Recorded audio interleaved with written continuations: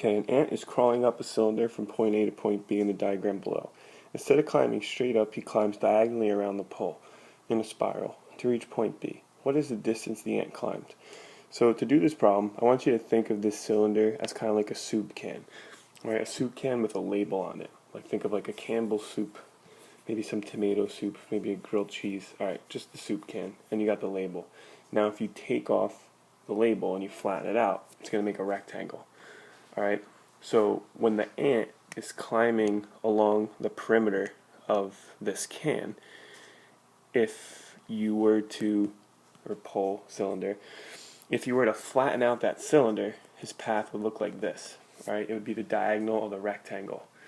Now this rectangle has a base and a height.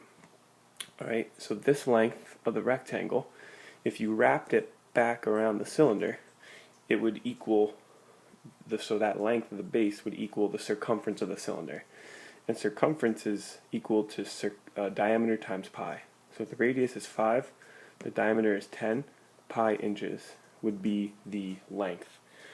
And, or the base. And then the height of the cylinder is the same height as the rectangle. So this would be 30 inches. So to find this length here, the distance that the ant climbs, you would have to do 30 squared plus 10 pi squared, which would be, like 31.4, because pi is 3.14, equals the diagonal squared. Alright, and the answer comes out to 43.4 inches. Alright, and you get that by squaring these numbers. So you got like 900 plus whatever 10 pi squared is, and then take the square root and you get 43.4.